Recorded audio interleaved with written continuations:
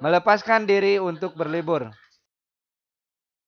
Ketika saya menerima pekerjaan mengajar kelas 5 di Helsinki, saya begitu gembira. Namun itu sementara. Saya punya jutaan pertanyaan tentang bagaimana mengajar dengan baik di Finlandia. Kepala sekolah Finlandia saya tentu sudah menebak kalau saya penuh dengan pertanyaan-pertanyaan. Karena dia mengatakan kepada saya bahwa dia akan pergi dalam rangka sesuatu yang disebut liburan musim panas hingga akhir Juli. Ketidakhadiran kepala sekolah itu agak mengejutkan saya. Karena para kepala sekolah yang saya kenal di Amerika tampaknya bekerja tanpa henti sepanjang musim panas.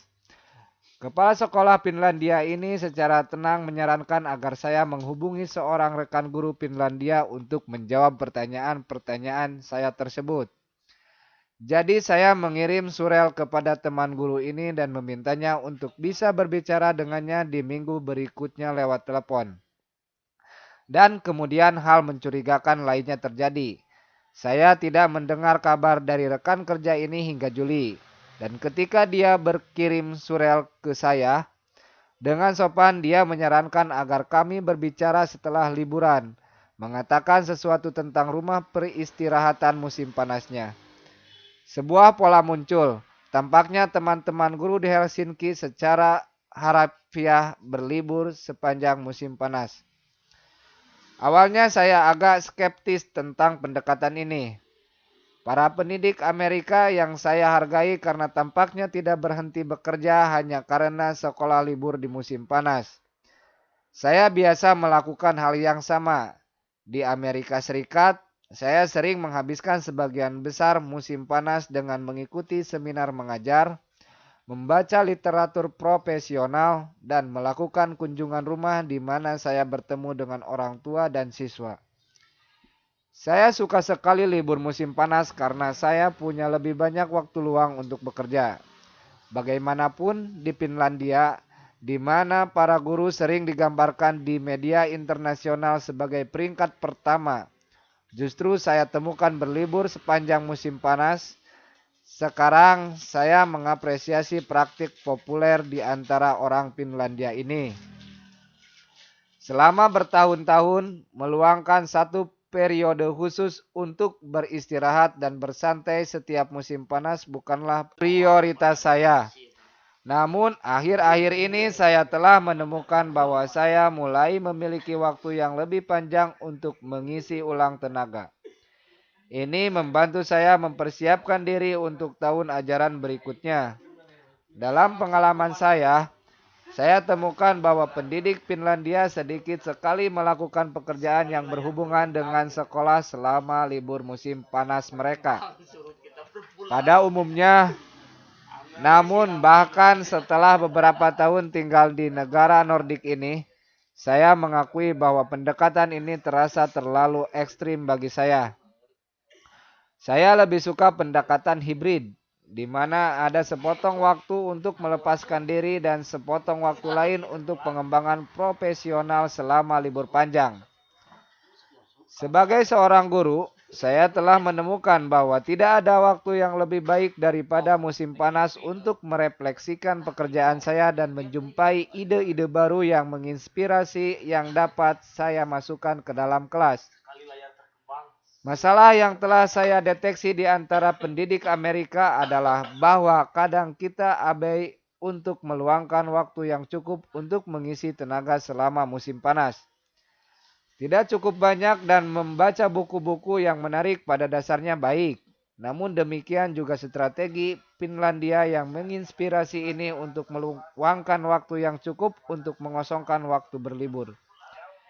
Seperti yang saya tunjukkan sebelumnya, saya tidak sedang mengusulkan bahwa pekerjaan yang terkait dengan pengajaran sepenuhnya tidak tersentuh selama musim panas. Namun saya menyarankan agar kita guru memprioritaskan waktu untuk berlibur.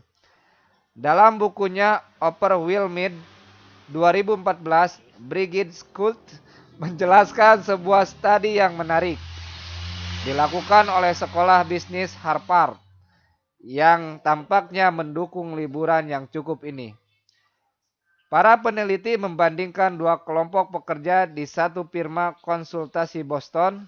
Satu kelompok bekerja selama 50 jam atau lebih per minggu, tidak menggunakan seluruh waktu libur mereka, dan secara konstan terhubung dengan kantor secara elektronik. Kelompok lain bekerja selama 40 jam, mengambil seluruh jatah libur, dan mengatur waktu libur dan waktu yang bisa dihubungi via telepon sehingga klien tetap dapat ditangani namun masih dapat secara teratur, dapat diperkirakan, dan tanpa merasa bersalah sepenuhnya tidak terhubung dengan kantor. Kelompok mana yang menghasilkan pekerjaan yang lebih baik? Tentu saja tidak mengagetkan. Kelompok yang punya waktu libur melaporkan tingkat kepuasan pekerjaan yang lebih tinggi dan hidup kerja yang lebih seimbang. Namun mereka juga meningkatkan pembelajaran, memperbaiki komunikasi dengan tim mereka, bekerja dengan lebih efisien, dan pada akhirnya lebih produktif daripada rekan kerja ideal mereka. Studi lain mengungkapkan bahwa para pekerja yang mengambil libur penuh tidak hanya bertahan lebih lama di perusahaan tersebut, namun juga mendapatkan penilaian kinerja yang lebih tinggi. Dan bahwa para pekerja tidak hanya lebih kreatif, namun dengan mematikan rentetan surel yang masuk secara konstan dan menghentikan keharusan bagi pekerja yang baik untuk merespon seketika itu juga membuat orang-orang lebih berkonsentrasi dan lebih bisa menyelesaikan pekerjaan mereka dengan tingkat stres yang lebih rendah.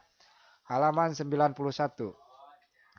Saya kira bijaksana jika Anda memiliki dana yang cukup untuk secara fisik melepaskan diri bersama keluarga Anda, dengan teman-teman, atau bahkan sendirian selama musim panas, pergi mendaki bukit dalam perjalanan 1 hari, berlayar, bersantai di pantai untuk beberapa hari, dan lain sebagainya.